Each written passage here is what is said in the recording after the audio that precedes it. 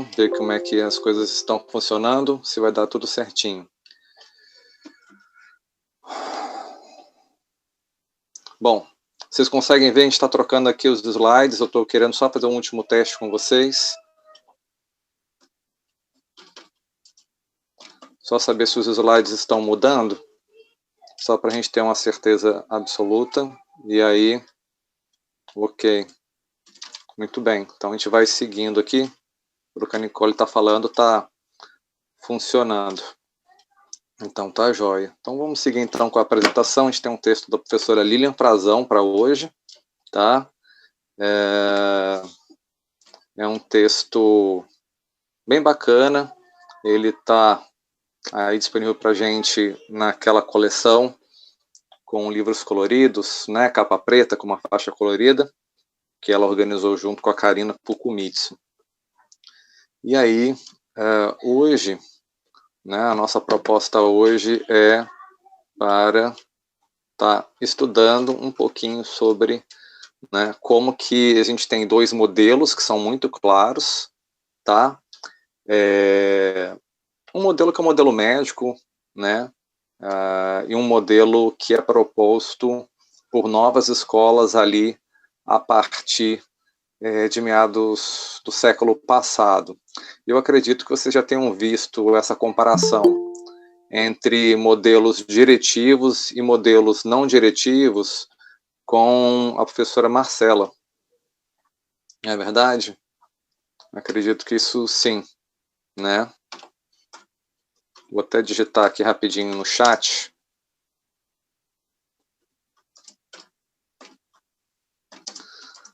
O ruim é que eu estou segurando aqui o telefone e aí demora um pouquinho. A gente vai dando um jeito.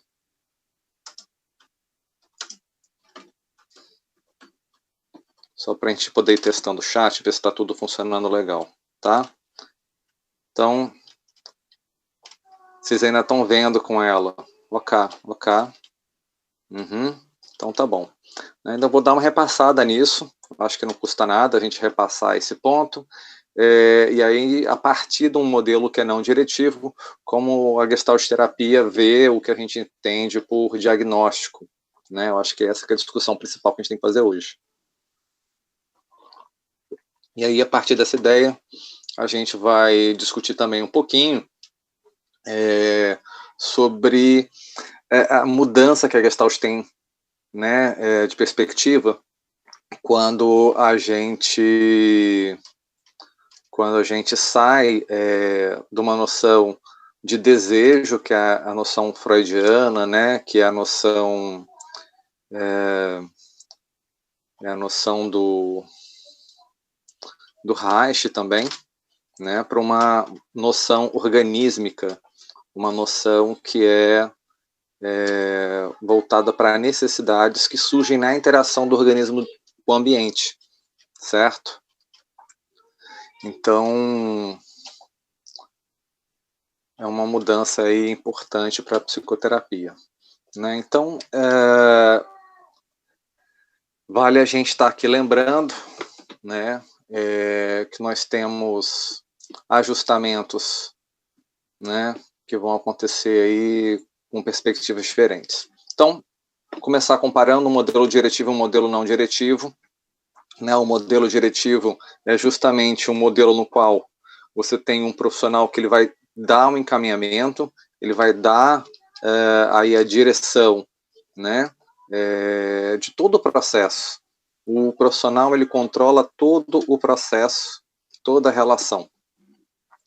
Em contraposição a isso, né, de um modelo que é mais médico, um modelo no qual você tem que ter um diagnóstico muito bem definido, um diagnóstico no qual uma pessoa fala da outra, né? Então você tem o profissional tendo autoridade para dizer como a outra pessoa está, quem que ela é, como que ela funciona, né? Existe um pressuposto de um lugar de saber, de um lugar técnico, num modelo diretivo, e você precisa de um diagnóstico específico para poder fazer o tratamento, e existiria uma técnica específica para ser prescrita para essa pessoa, né? Um modelo de intervenção prévio, premeditado, tá?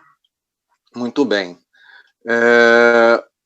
Por um outro lado, se a gente pega as psicoterapias mais contemporâneas, né, as psicoterapias que vão surgindo a partir dali, a gente tem um novo modelo que se apresenta, tá? Que é um modelo voltado não para algo estrutural, mas para processos, para aquilo que está ativado num determinado momento. Então, o objetivo, né, é entender que tem ali processos que são ativados em determinado momento, né, e que você possa, com esses processos, dar conta de entender o que está acontecendo, tá? Então, o foco basicamente é um foco que é processual, é um foco que visa o desenvolvimento e o crescimento das pessoas, tá? E pressupõe que as pessoas têm um desenvolvimento contínuo ao longo de toda a vida.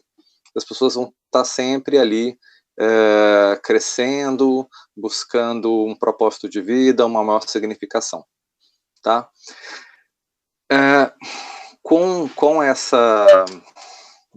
essa alteração que a gente observa, né, do novo modelo proposto pelas escolas fenomenológicos existenciais ou humanistas, né, claramente a gente muda o foco, que antes era num aspecto patológico de dificuldades e de crescimento, né, de sofrimento das pessoas, uma necessidade de diagnosticar e dizer o que estava dando errado, para um novo modelo no qual a gente está tentando, claro, saber o que não está funcionando, mas também identificar aquilo que as possibilidades e os potenciais da pessoa. Né? A gente entende nesse novo modelo que está sendo proposto que, claro, algumas coisas não funcionam, algumas coisas estão dando errado, mas também tem várias outras coisas que estão funcionando, que estão dando certo. Né? Seria errado a gente considerar que tem aí só coisa que não está funcionando. Na verdade, tem muita coisa funcionando. Parte é que, na verdade, não funciona. Tá? Em contraposição também, se a gente pudesse marcar esses dois modelos, a gente tem, por um lado, uma ideia de um diagnóstico que é fixo, então, porque ele é estruturante e é estrutural. Né? A gente poderia dizer como se fosse um rótulo. Você pode dizer da pessoa, e dizer da pessoa, e aí, a partir daquele momento, ela, né, teria-se um entendimento de que ela tem aquela condição. E, por um outro lado, a ideia de um diagnóstico processual que é contínuo. Né? Então, acrescentar a palavra processual não é só porque a gente foca nos processos, mas também para dar uma noção de que o diagnóstico ele vai acontecer o tempo inteiro.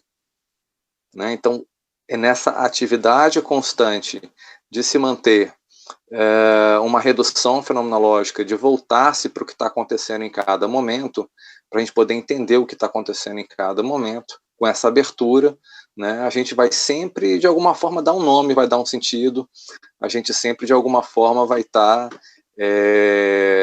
tentando dizer da nossa relação com o mundo, significá-la de alguma forma. Então, imaginar que não tem nenhum diagnóstico, a gente vai incorrer em erro. Mas, por outro lado, ter um diagnóstico fixo também seria um erro. Então, o nosso objetivo aqui é tentar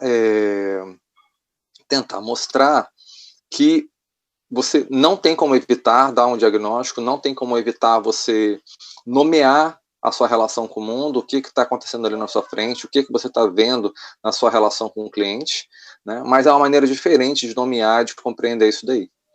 Tá? Então, é uma construção que vai acontecer sempre junto com o cliente, que vai acontecer o tempo inteiro, que vai acontecer a cada sessão e que vai exigir uma atenção plena e constante do clínico. Tá? Então, não tem como a gente imaginar, vou categorizar o meu cliente em determinada tipologia, né? Ele funciona de tal jeito, tem personalidade com tais traços e que ele vai funcionar sempre assim. Não, eu tenho que imaginar que o meu cliente ele está na relação comigo, nessa relação comigo, nesse exato momento, apresentando tais características, ele está funcionando de tal jeito, ele está contatando né, de tal jeito nesse momento. E da mesma forma, esse diagnóstico me inclui enquanto clínico, porque eu tenho que reparar como que eu estou contatando nesse momento, né? Então, não é só um diagnóstico no sentido de observação e compreensão de como meu cliente está funcionando, mas também de como eu estou funcionando nesse exato momento. Vou deixar uma perguntinha aqui no chat, só para ver se está todo mundo me acompanhando. Vamos ver se eu consigo digitar aqui e segurar tudo ao mesmo tempo.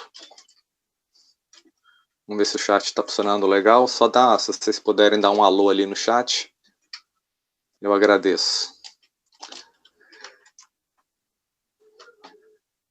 Muito bem, então. Então vamos seguindo aqui, né? Bom, então, se a gente vai fazer um diagnóstico, né, e é inevitável fazer um diagnóstico e, de alguma forma, inevitável dizer do que está acontecendo ou significar de alguma forma o que está acontecendo, né? A gente sempre vai fazer isso, em alguma medida.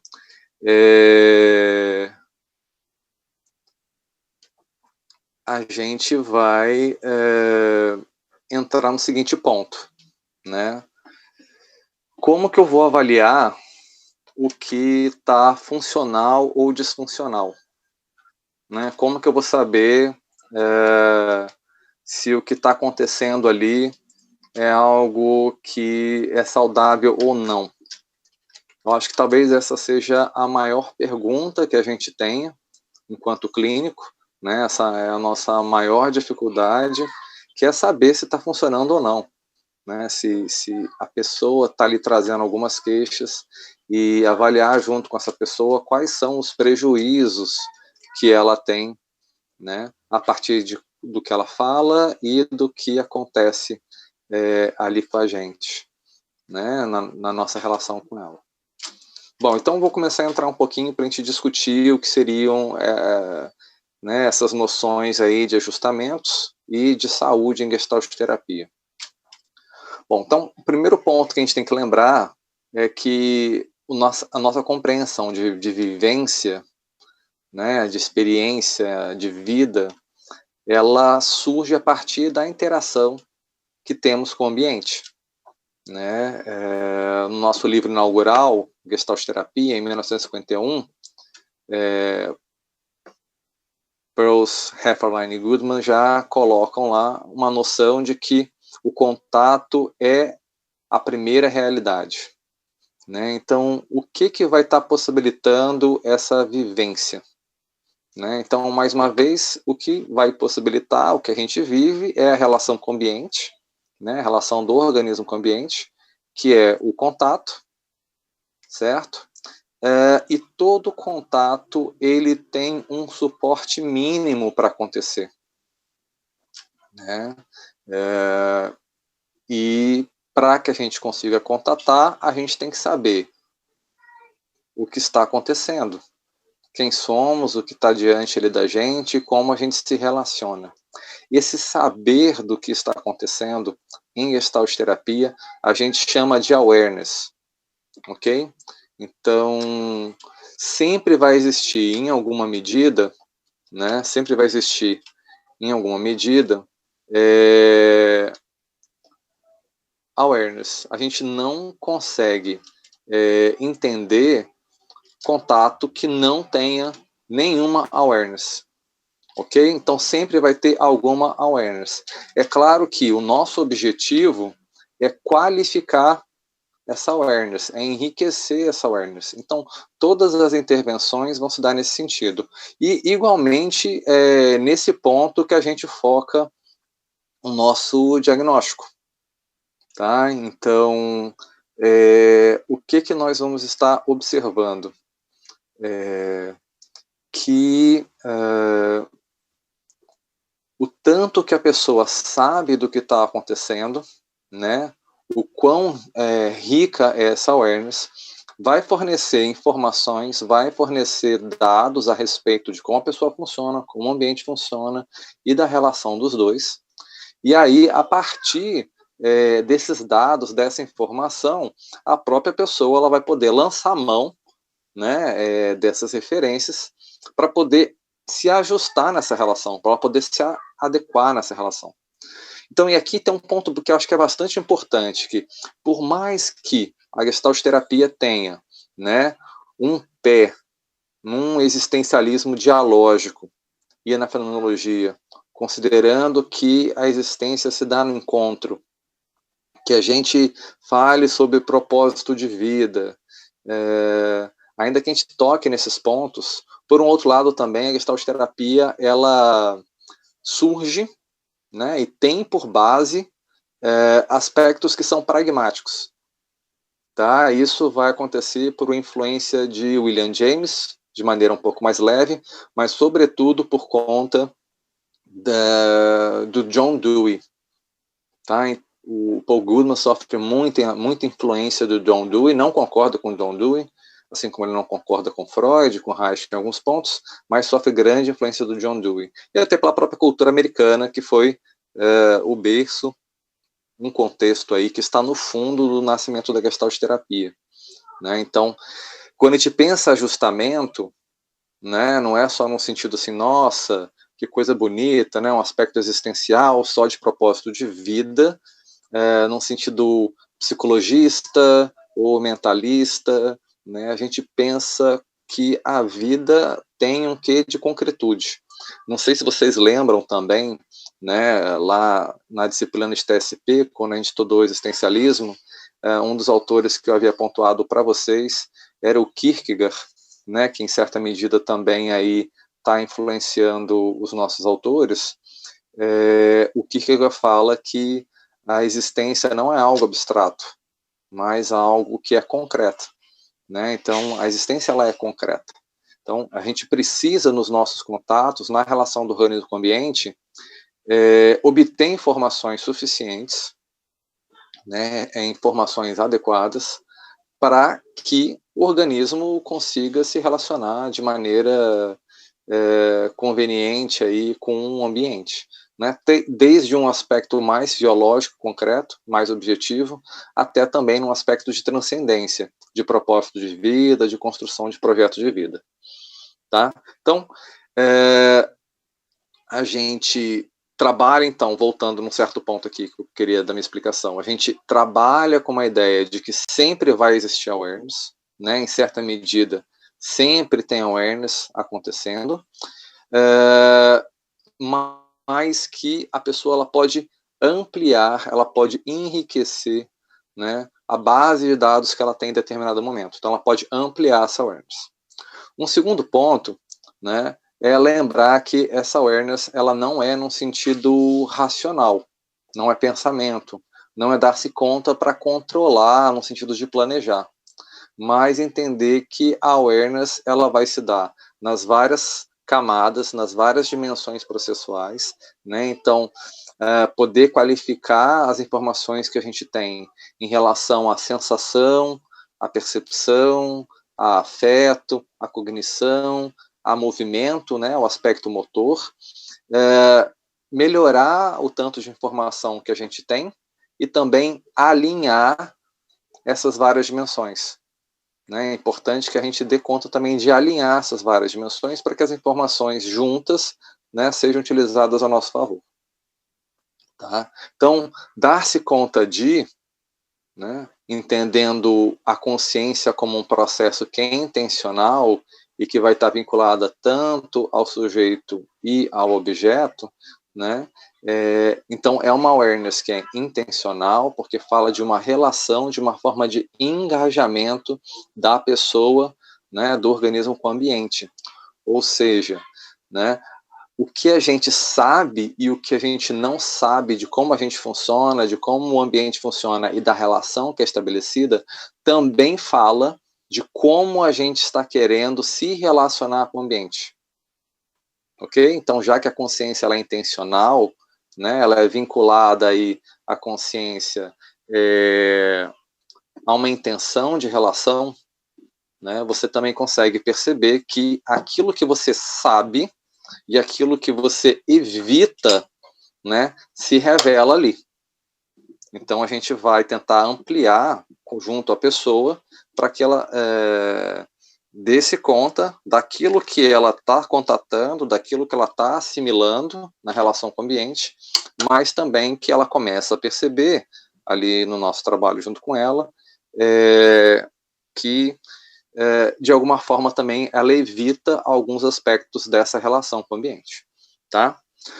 Bom, a gente só consegue saber, né, só consegue estar aware a partir do contato que é estabelecido.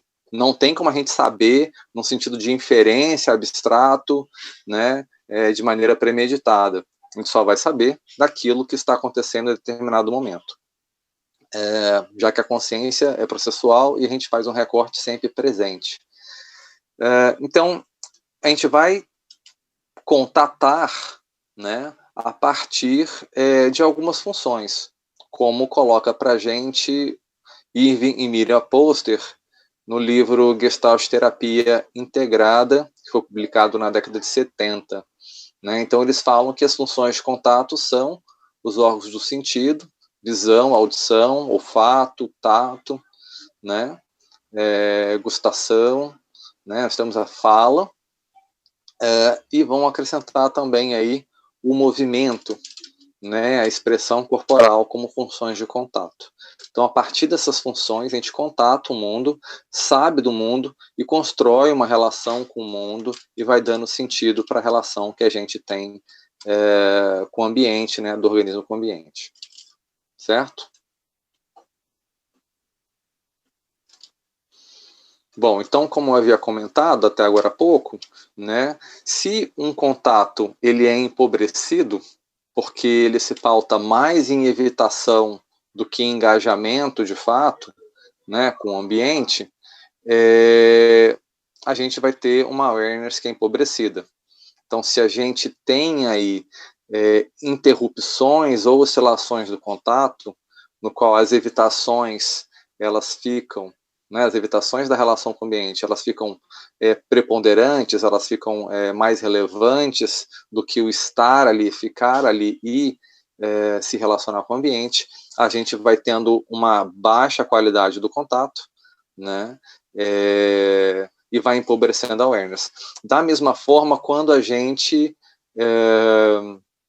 também não consegue, né, se atentar para essas várias camadas que eu havia comentado com vocês. Então, se a pessoa, ela, por exemplo, ela consegue identificar o pensamento dela em determinado momento, mas ela não consegue identificar o afeto que está presente, ou ela não consegue identificar como o corpo dela funciona naquele momento, né, que tipo de movimento que ela faz, como que o corpo reage em determinado momento, né, se ela não se relaciona com isso, com esses processos, a gente vai tendo aí um empobrecimento da awareness. Tá? Então, um contato de boa qualidade, né, que é um contato que reconhece os elementos que estão presentes em determinado momento, um contato que ajuda né, ali a alinhar essas dimensões processuais, né, um bom contato, então, com boa qualidade, vai permitir que exista uma assimilação, né, e um crescimento, né, a partir das mudanças que acontecem nesse campo relacional. Tá? Se a gente faz um recorte, talvez com foco de desenvolvimento humano, a gente poderia dizer que, né, o contato, ele inicialmente, ele começa de maneira mediada, né? Ou seja, enquanto ainda na gestação, a gente não tem aparato nem fisiológico, né, que seria um suporte mínimo para se relacionar com o ambiente, a gente não tem um aparato fisiológico para poder ler o ambiente. Não só para compreender o ambiente, mas também a gente não tem um aparato que dê conta de agir sobre o ambiente e fazer os ajustamentos na relação com esse ambiente.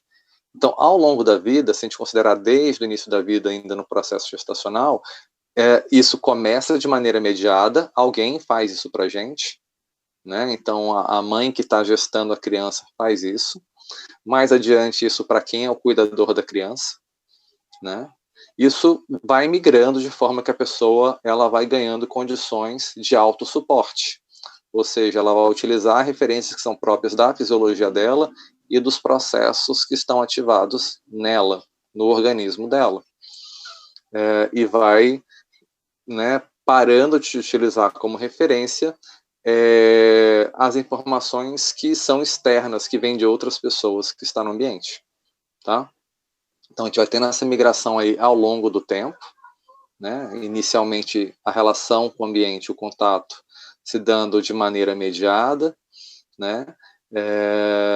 E indo cada vez mais ao longo do tempo para uma base de autossuporte, e também saindo de um aspecto que inicialmente é privilegiado, o aspecto fisiológico, uma vez que a gente não tem amadurecimento neurológico, a gente não tem inserção na cultura, né? Então a gente tem um primeiro momento no qual a base ela é muito mais fisiológica e que vai migrando para um aspecto mais simbólico, mais cultural, mais representativo, mais relacional ao longo do tempo, tá? Bom, eu vou só deixar aqui uma pergunta no chat para a gente poder ir aos pouquinhos migrando com a nossa aula, continuando com a nossa aula, tá? Queria saber de vocês se alguém tem alguma pergunta por agora, algum ponto que vocês querem que eu repita, que eu volte para explicar. E aí eu peço que vocês coloquem lá no chat, se possível, algum ponto que vocês queiram que eu esclareça até aqui para eu poder dar prosseguimento.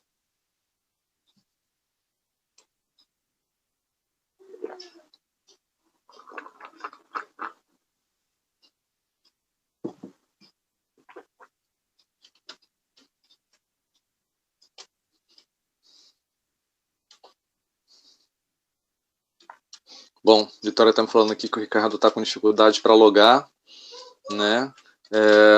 Eu não sei que código é esse que está sendo pedido.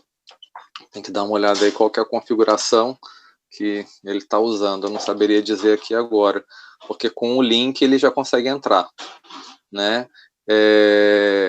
Talvez só esse pedaço final aqui do link, que ele pudesse digitar FYT-SPY e tal, esse pedaço aqui talvez seja o código que está sendo pedido para ele, tá? Então, se alguém puder passar essa informação, eu agradeço, tá? Bom, então, Nicole está dizendo que está tudo tranquilo. Não sei se alguém mais tem alguma consideração a fazer. Vou esperar aqui uns 5 segundos. Se todos ficarem como estão, eu vou seguir adiante. Obrigado, então, Nicole Samia, pelo retorno. E aí eu vou dando sequência, então. Tá? Caso eu não seja muito compreensível aí na minha fala, vocês vão me ajudando, me dão algum retorno. Tá? E aí, enfim, tentando adaptar aqui a situação, já que deu um problema no começo da aula com o link, e eu estou com o computador e o celular ao mesmo tempo aqui, tentando dar um jeito aqui para funcionar. Tá? Então, perco um pouquinho o foco, peço essa licença aí para vocês e conto com a compreensão. Muito bem, então, vamos continuar falando então dos nossos ajustamentos. Né? Então, a ideia é imaginar que, claro, existe essa perspectiva existencial, como, né, é esperado, mas também existe uma perspectiva mais concreta. Tá? A gente não pode esquecer disso daí. Então, como que os ajustamentos vão contribuir para os contatos? Né?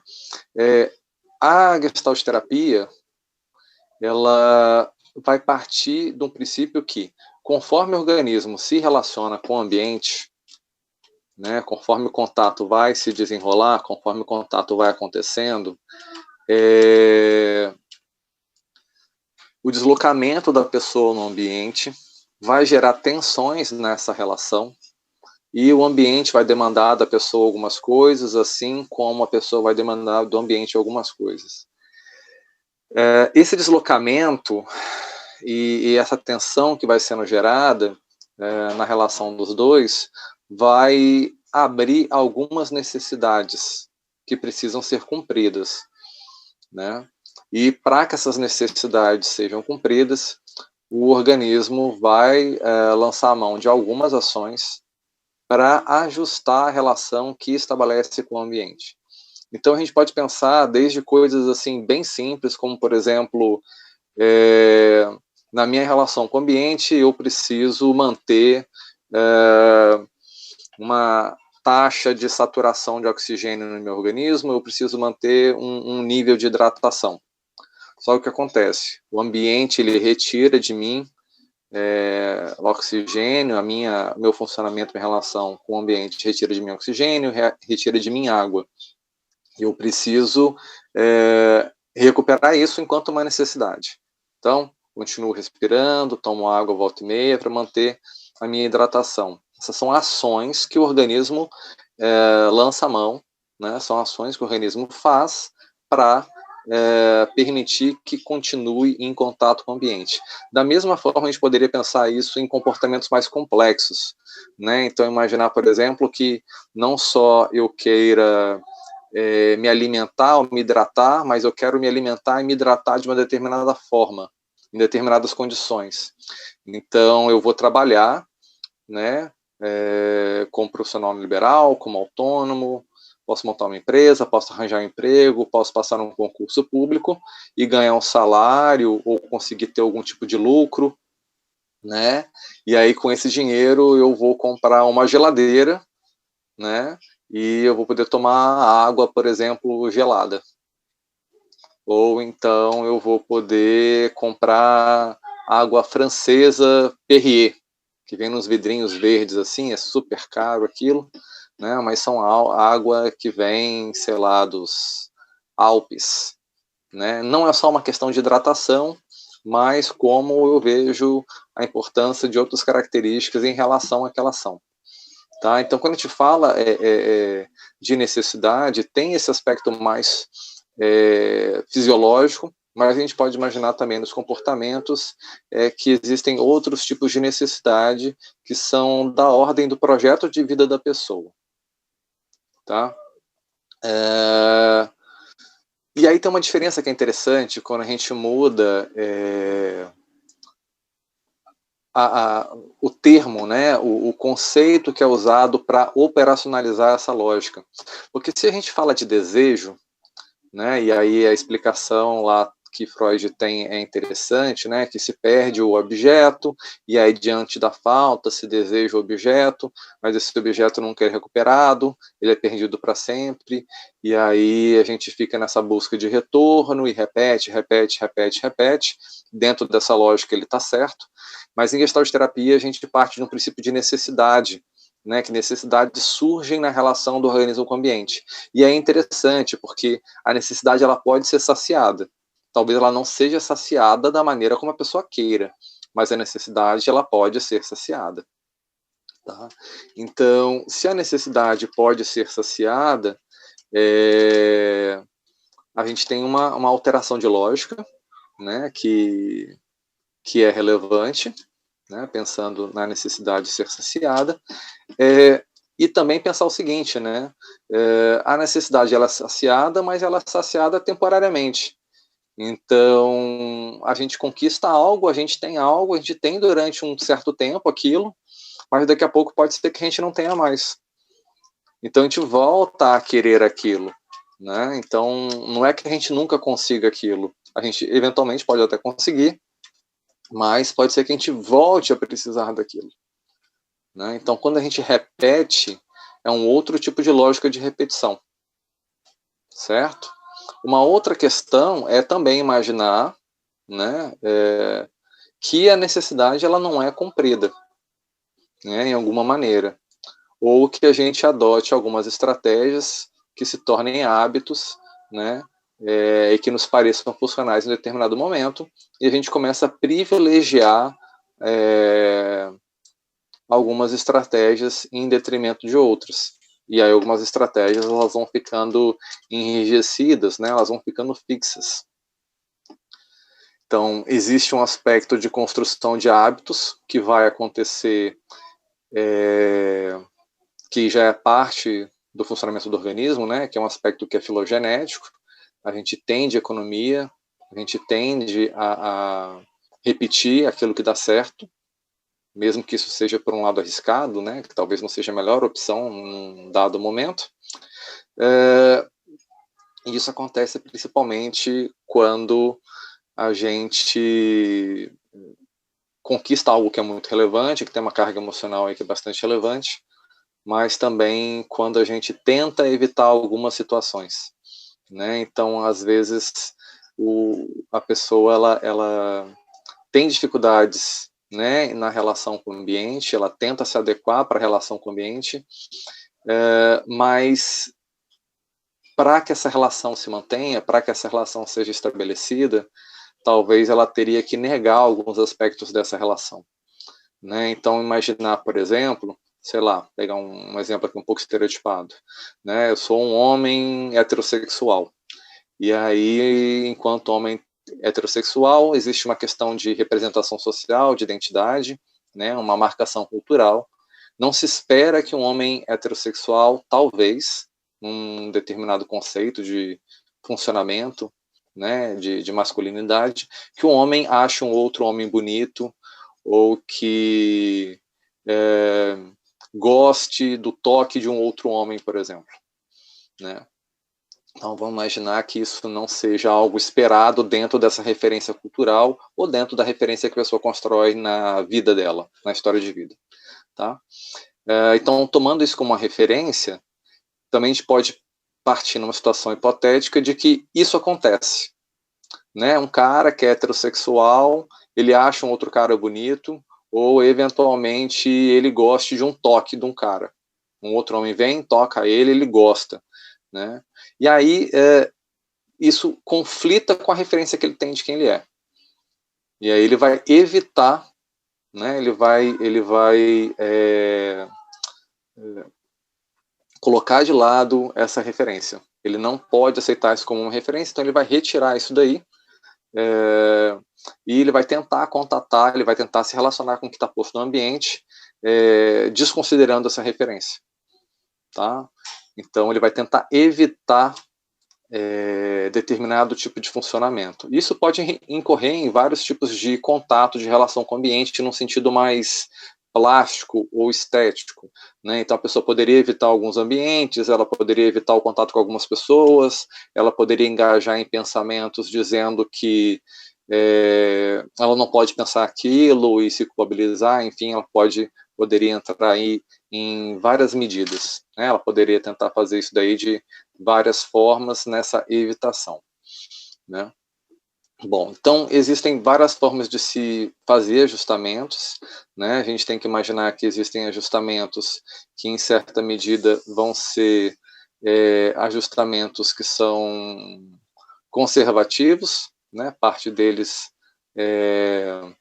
vai estar tentando fazer a manutenção de um determinado funcionamento do organismo, trazer para uma referência que já é habitual do organismo, mas também temos ajustamentos que a gente chama de ajustamentos criativos, porque eles criam novas formas de contato, novos arranjos do funcionamento do organismo, tá? Independente de serem ajustamentos conservativos ou ajustamentos criativos, são sempre aí ajustamentos ou ações que vão buscar saciar as necessidades que estão postas na relação. E a gente tem que imaginar que sempre existe uma hierarquia de necessidades que está posta em determinado momento, né? Então, por exemplo, talvez uma pessoa, ela, sei lá, né, não estou de costas aqui para o lado de fora, não estou vendo, mas pela claridade, estou imaginando que está um dia bonito, sei lá, está com sol, né? Só assim, poxa, eu queria tanto dar uma caminhada na praia, se eu pudesse dar uma volta na rua, ia ser ótimo. Porém, existem outras coisas que são mais importantes em determinado momento, né? Existem outras necessidades que saltam à frente. Então, o organismo na relação com o ambiente sempre vai estar lidando com uma hierarquia de necessidades, né? A necessidade que é mais importante sempre salta à frente. Sempre ela busca ser atendida porque ela tem maior força em relação às outras necessidades. Né? Então, talvez eu tenha uma necessidade de circular pela cidade, de ver o horizonte, de ver outras pessoas presencialmente, né? De ver vocês na aula, lá na faculdade, mas a gente tem uma outra necessidade que no momento se faz mais relevante. Então, vou tentar atender uma determinada necessidade em detrimento de outra. Tá? Então, de acordo com as condições que são postas, algumas necessidades vão ser atendidas primeiramente, em detrimento de outras, e a gente também vai incorrendo um risco aí de que algumas necessidades vão sendo colocadas de lado. Né? Então, algumas necessidades não vão ser atendidas por conta que outras são importantes, mais importantes num dado momento.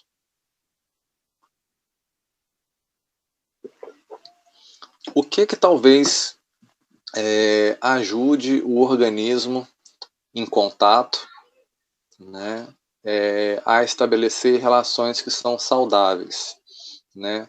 Esse critério de saudável é algo que é difícil de imaginar, né? Porque, em certo ponto, é até uma discussão interessante que o Paul Goodman tenta solucionar, né? Que são duas referências, né? O Freud falando que minimamente a gente fica neurótico, porque a gente cede a aspectos individuais para atender o coletivo, quando ele coloca isso muito bem nos livros e talvez sintetiza melhor no Mal-Estar na Civilização, né? Então a gente ceder para o contrato social, né? Algo aí que poderia ser considerado por alguns autores como algo que é mais interessante, né? Imagina se todo mundo fizesse o que quisesse. Por um outro lado também, tem o Reich falando que não, a pessoa deveria ser livre, se expressar e cumprir com suas vontades, né, com seus desejos. Também não é necessariamente adequado, porque uma vez que a gente faz isso, a gente corre o risco de rasgar o contrato social, queimar o contrato social e fazer o que a gente quer, a despeito dos demais. E a gente vive em coletividade. Né? Então o Goodman ele tenta pensar numa saída caminho do meio, nem tanto para um lado, de a gente ceder e apagar o indivíduo, mas nem tanto também por outro, de afirmar o indivíduo e impossibilitar o convívio social. Né? Então, é difícil imaginar saudável, né, de maneira fixa, ter um critério fixo, né, mas tentar imaginar que saudável é aquilo que é mais adequado em determinado momento. E não tem como saber o que é mais adequado, né, senão a própria pessoa ou os envolvidos encontrarem ali uma solução, né, uma solução que é possível dentro dos recursos, do contexto, do que está disponível, né, e das condições que se põem ali. Bom, tudo ok até então? Alguém está com alguma dúvida? Quer me perguntar alguma coisa via chat? Deixa eu dar uma digitada aqui. Ver se alguém precisa de alguma coisa, como estamos até agora. Posso dar prosseguimento? Ou volto em algum ponto que vocês querem esclarecer?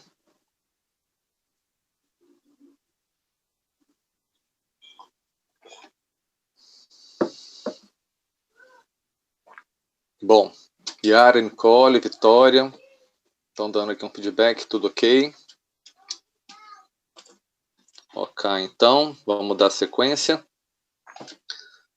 Tânia, Thaís, obrigado, pessoal aqui.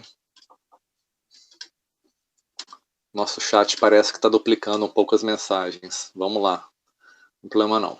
Então, falei um pouquinho sobre essa ideia dos ajustamentos, né? Pensando eles sendo funcionais, mas a gente também pode pensar alguns outros critérios para poder entender ajustamentos como sendo disfuncionais, né?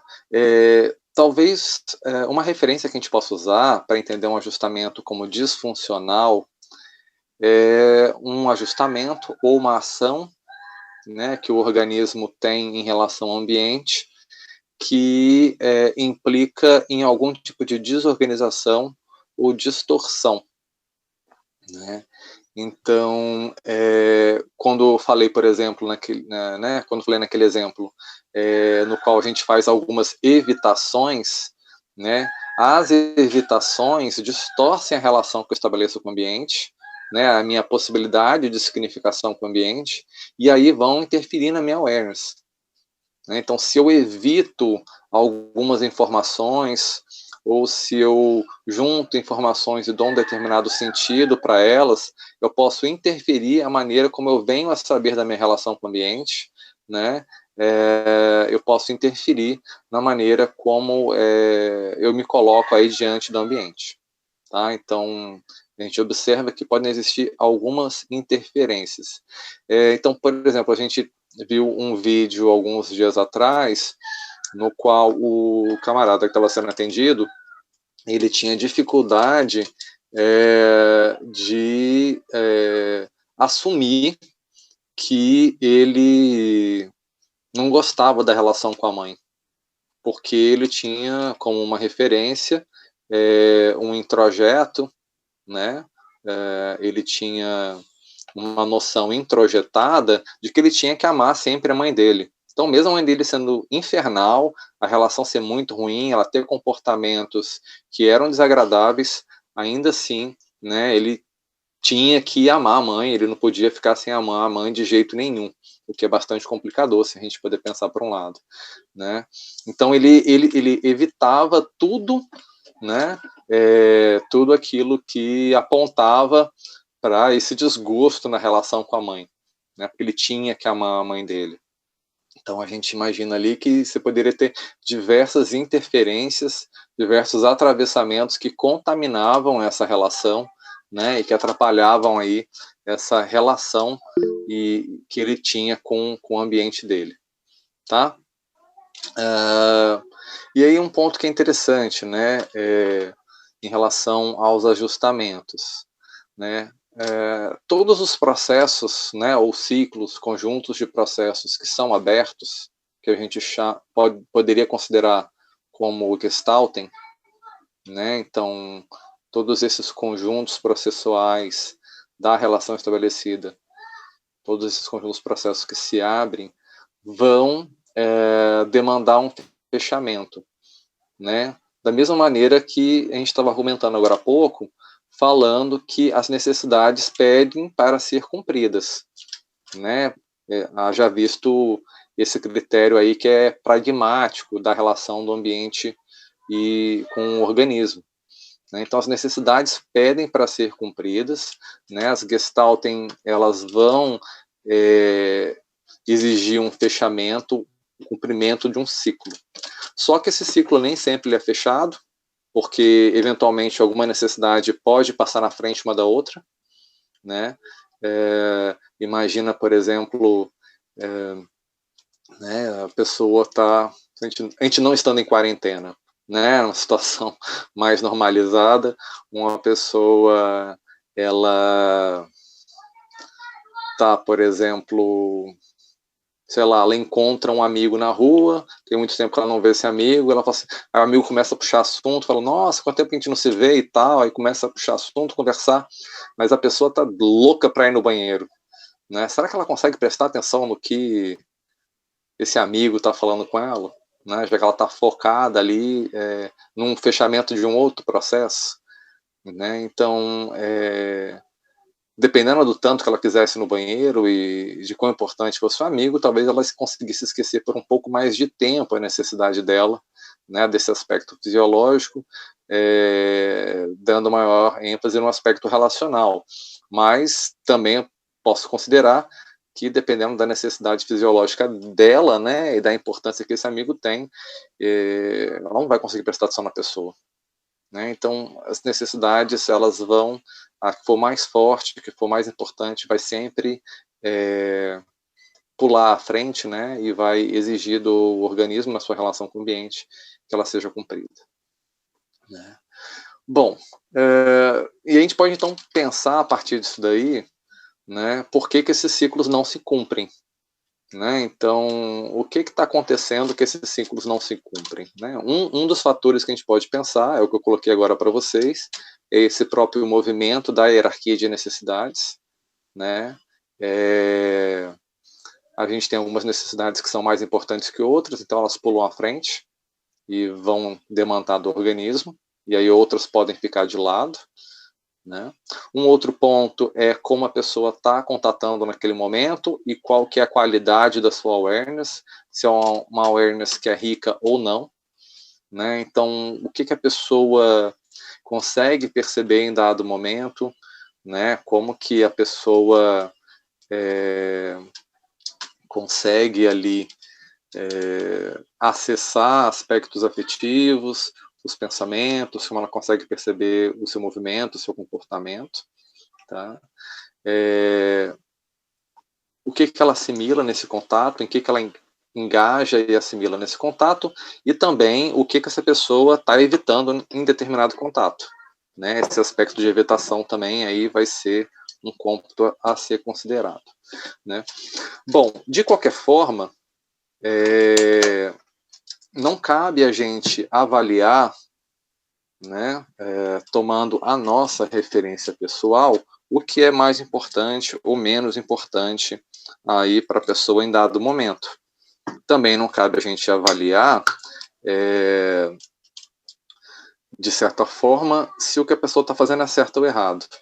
Se a gente tem uma base organísmica, se a gente parte de um pressuposto organísmico e um pressuposto de autorregulação, de que o organismo ele se organiza da melhor maneira possível, que ele se regula sozinho, né, que a relação do organismo com o ambiente também se regula a partir do contato, né, se a gente tem esse pressuposto de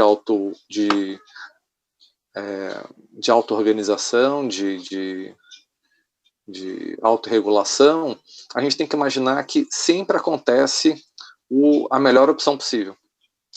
Tá? Então, sempre acontece da maneira que o organismo pode agir. O organismo, se ele pudesse agir de outra forma, já teria agido de outra forma. O organismo ele não vai lançar a mão de uma estratégia, que é uma estratégia que economiza, né, o contato, que economiza a relação com o ambiente. Isso não faz sentido.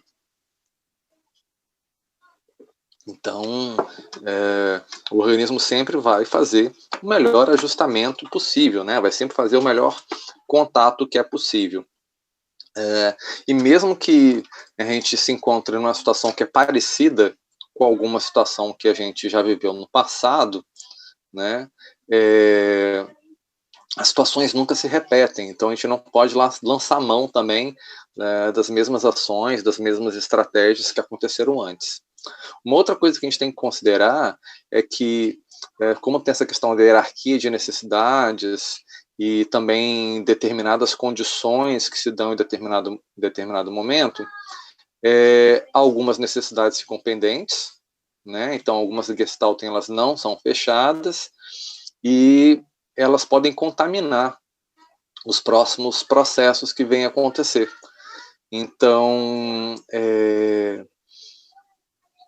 quando uma figura se destaca, quando a gente percebe algo, a gente identifica algo com o qual a gente vai se relacionar e ali emerge uma necessidade, pode ser que isso que está emergindo, né, essa necessidade que está sendo identificada para ser saciada, pode ser que ela seja contaminada por outras, né, por outras necessidades aí que ainda estão em aberto. Né? Então, por exemplo, se eu precisasse, voltando naquele exemplo lá atrás, do camarada heterossexual que, né, não poderia sentir determinada coisa na relação com outro homem, né? Esse cara, por exemplo, ele tem que reafirmar perante a sociedade, perante outras pessoas e talvez até perante si mesmo uma determinada identidade de masculinidade. Ele precisa saciar essa necessidade, né? E aí, por conta disso, né, para saciar essa necessidade, ele precisa negar o que ele está sentindo naquele momento, né, que é talvez um toque agradável, né, de um abraço legal de um cara que é amigo dele, que foi um abraço gostoso, ou então que ele achou um cara bonito, que ele precisava talvez ali negar esse ponto. Só que aí entenda por um outro, né, imagina que talvez você precisa de contato humano, que você precisa de amizade, de relação, a gente precisa de carinho, enfim, precisa de afeto. né? Ele deixa de saciar essa necessidade de ter talvez um toque físico que é agradável, de ter um bom relacionamento com uma pessoa, né? Porque está tomando como referência somente o aspecto identitário. Então ele vai saciar uma necessidade, né? E deixar de saciar outra, ou vai enviesar uma forma de contato por conta que ele está tentando saciar uma outra necessidade.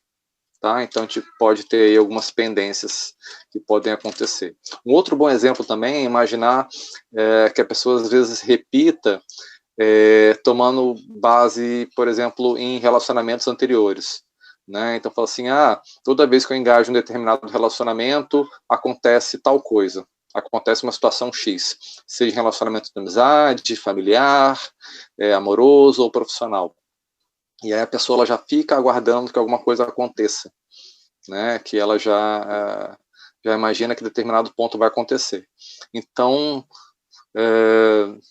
vou tentar pegar aqui talvez um relacionamento amoroso como referência, né? E aí eu fico, sei lá, com o critério de que, toda vez que, eu vou imaginar, por exemplo, assim, toda vez que o meu companheiro ou a minha companheira quiser, sei lá, sair para uma balada com os amigos, com as amigas, isso significa que, né, não me ama mais, não quer determinado tipo de envolvimento comigo, né? Então, vamos imaginar que por conta que isso pode até ter acontecido lá atrás, ou algo que eu aprendi, que eu introjetei, né, que me ensinaram culturalmente, eu tenho essa referência, e aí lá na frente, na minha vida, isso vem acontecer, uma situação dessa forma, né?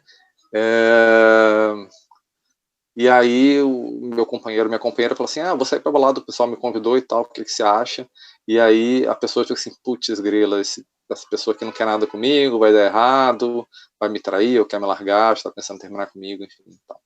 Né? Então você tem lá atrás algo que não foi resolvido no relacionamento anterior, talvez não tenha conversado com a pessoa no relacionamento anterior, para verificar qual era real desejo, real intenção, né, eu já fico aqui pensando em algum tipo de desdobramento e isso começa a contaminar a relação que está acontecendo nesse exato momento. Né? Então, isso daí pode ser um complicador também, nesses ajustamentos. Né? Então, voltando para a ideia de diagnóstico, o que a gente está tentando utilizar como referência para o que a gente chama em Gestalt terapia, e aí eu acredito que é um ponto, talvez, que até a professora Lilian, que é a autora do nosso texto de referência, ela coloca, acho que talvez seja mais dela especificamente, ela fala de pensamento diagnóstico processual. Né? Então, te manter uma referência diagnóstica, já que é impossível imaginar que a pessoa, ela... né, a pessoa sem dar algum diagnóstico, a pessoa sem dar algum significado né, em relação ao que ela encontra no dia a dia, sempre vai ter algum diagnóstico, mas como fazer isso uma referência de um pensamento diagnóstico que é processual. Né? Então, no nosso trabalho clínico, a gente sempre vai ter ali, né, uma necessidade de investigação e de intervenção que é continuada. A gente está o tempo inteiro observando, compreendendo e fazendo alguma coisa a respeito. Então, não tem como a gente imaginar que diagnóstico é algo à parte, né, um momento específico da tarefa clínica, mas algo que vai ser feito o tempo inteiro. Esse é um ponto. Segundo, é que volta e meia, na minha relação com a pessoa que eu estou atendendo, ajustamentos que são enviesados, disfuncionais, né, que perderam sua função, que não são efetivos, vão aparecer na minha frente. Né? Ou ajustamentos que são um pouco mais fixos, né? Vão aparecer ali à minha frente. Então, já dei alguns exemplos para vocês, assim, né? Várias vezes em sala. Imaginar, por exemplo, que a pessoa, às vezes, ela transporte a referência que ela usa para relacionamento amoroso para a relação com o terapeuta. Né? Então, eu não consigo engajar em relacionamento amoroso porque investir nessa relação é bastante complicada, eu tenho receio de investir no relacionamento e aí a pessoa me abandonar no relacionamento amoroso. E eu faço igualmente em terapia. né? Então, não consigo investir na minha relação com o meu terapeuta. Lembrando que psicoterapia é uma relação de intimidade, né? Exige aí um investimento de autorrevelação, você tem que trazer informações, você está ali acreditando no profissional, você confia no profissional, mas em determinada medida você pode, né, acabar lançando mão dessas referências no relacionamento anterior, né, e aí trazer esse hábito de se relacionar de maneira desconfiada, sem determinado investimento, e a terapia não render, né, isso aparecer ali na relação com o teu terapeuta. Né? Então, quando a gente pensa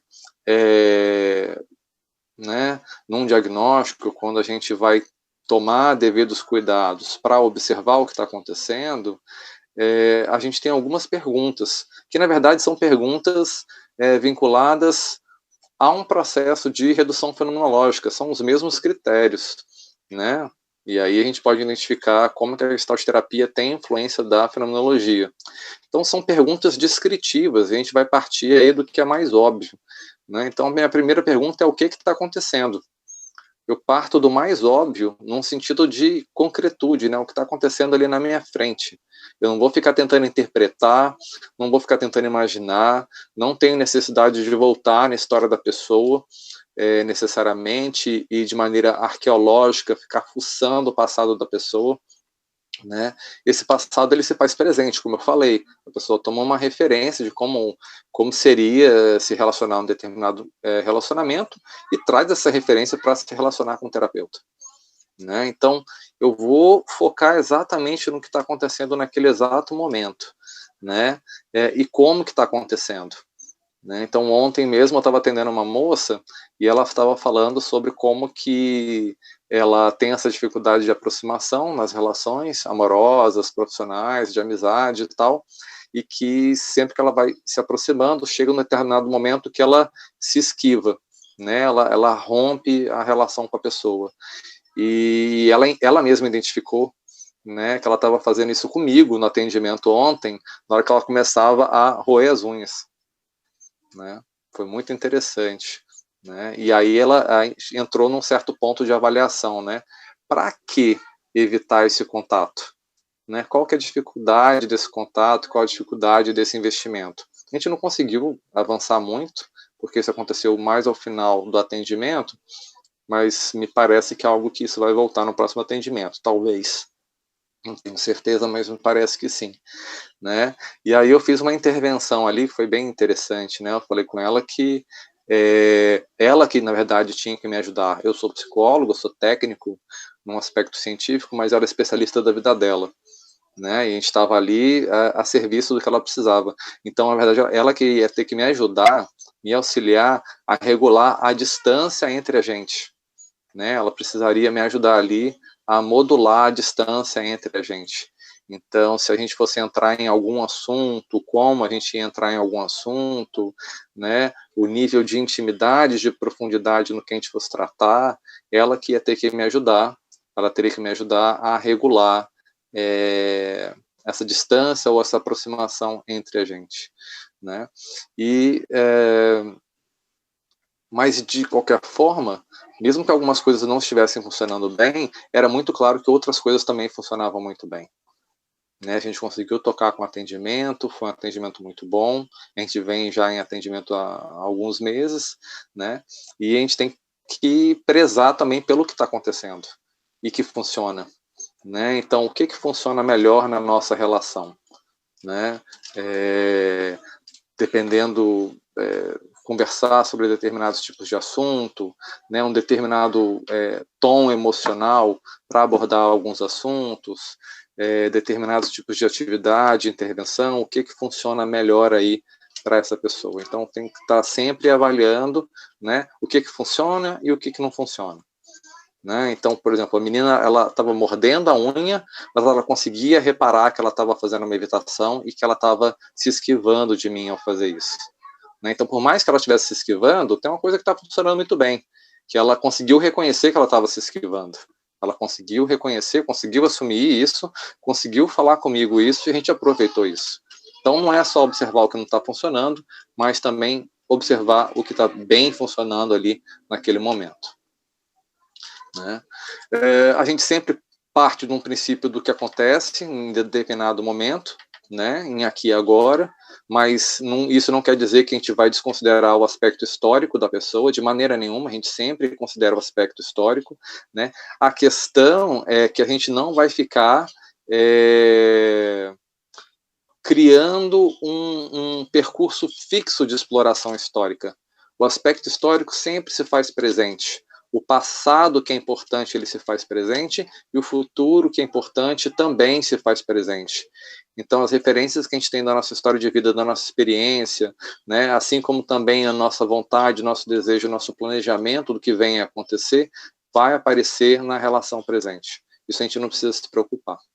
Tá? Mas a gente tem que também considerar e reconhecer que a gente só consegue sentir, pensar, agir agora. Não tem outro tempo para fazer isso. Por isso que o nosso foco é agora. Mas também não posso desconsiderar que esse agora tem um sentido, tem um significado frente a um fundo histórico da minha vida, né? Frente a um passado que eu tenho, frente a uma expectativa que eu tenho de futuro para a minha vida. Né? Então, isso daí tem que ter sempre, eu preciso sempre considerar esse emolduramento aí histórico, né, da biografia da pessoa. Tá? Outras coisas que são importantes que a gente tem que considerar, né, é imaginar que eu não vou ficar me apegando à expressão verbal da pessoa. Eu tenho que considerar também aspectos não verbais. Não estou querendo aqui dizer que aspectos verbais ou não verbais são uns mais importantes que os outros, mas eu tenho sempre que considerar a totalidade da expressividade da pessoa.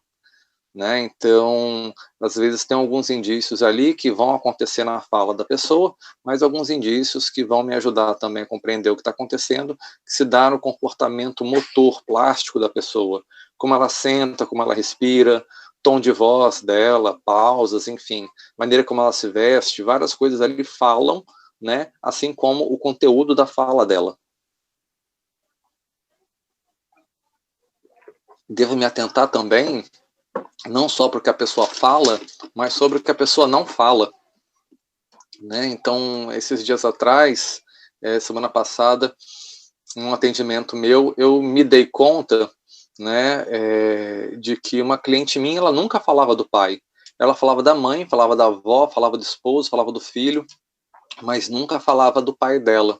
Né? E tem uma situação assim, de abandono afetivo e material do pai, que aconteceu por conta da separação do pai com a mãe. Né? E aí tem algumas questões aí que estão se revelando bem importantes. Eu me lembrei disso, eu me dei conta disso na hora que ela falou do pai. Ela falou do pai e comentou uma situação com o pai, e eu falei assim, nossa, mas que interessante, né?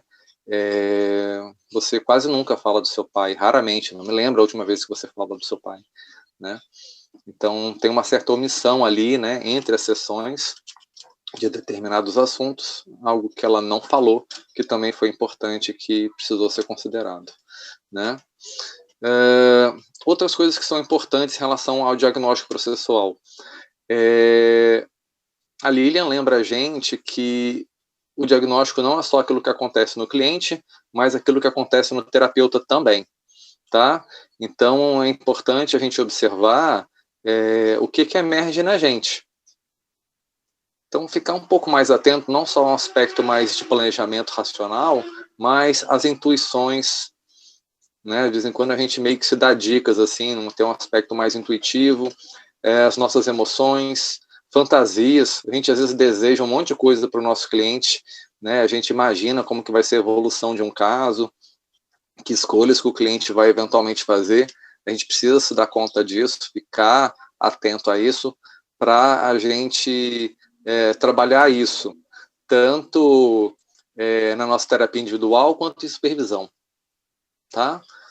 A gente tem que levar em consideração a nossa experiência clínica prévia, né? Só tem que tomar um cuidado para não engessar o nosso olhar frente ao cliente, mas também, quando eu falo de aqui e agora, não é simplesmente desconsiderar e jogar fora tudo que eu sei, mas é colocar o que eu sei em parênteses, né? É eu me questionar a partir daquilo que eu sei e daquilo que se apresenta. Aquilo que eu sei também se faz presente. Quando eu evoco a memória, quando eu me lembro, né, essa memória se faz presente. Então, não é no sentido de eu ficar tentando forçar, lembrar de alguma coisa, puxar da minha experiência clínica, no sentido de prever e controlar, mas essa experiência clínica vai se fazer presente. Tá? Então, o tempo inteiro eu tenho que estar me atentando para, se a gente pegar uma referência dialógica, né, lá do Buber, eu tenho que me atentar para o eu, para o tu e para o nós. Como que eu estou, como o meu cliente está e como que nós dois estamos ali juntos, funcionando, né? O que a gente cria ali juntos em determinado momento, tá? E aí, para a gente começar a acabar, né, que eu já estou um pouquinho estourado no tempo, peço desculpa para vocês, mas a gente teve um contratempo técnico no início, lembrar então que quando a gente pensa no diagnóstico né, processual, né, tendo essa referência de um pensamento diagnóstico processual, como a Lilian coloca, a gente sim deve considerar as repetições como algo importante, né? Imaginar as repetições como pedidos de novo, isso é bem bacana, que ela tem um parágrafo no qual ela cita isso mais ao final do texto, né, de repetições, de pedidos de novos, né, que acontecem de novo, né, daquelas gestaltem, daquelas necessidades, processos que não foram saciados e que precisam ser finalizados. Né? E aí esses processos não finalizados, não saciados, começam a contaminar os que vêm aparecendo. Então é como se fossem dívidas não pagas que vão cobrando juros e começam a atrapalhar a minha capacidade de pagar a transação presente. Então eu vou acumulando dívidas e isso vai me dificultando a pagar as transações que estão acontecendo num determinado momento.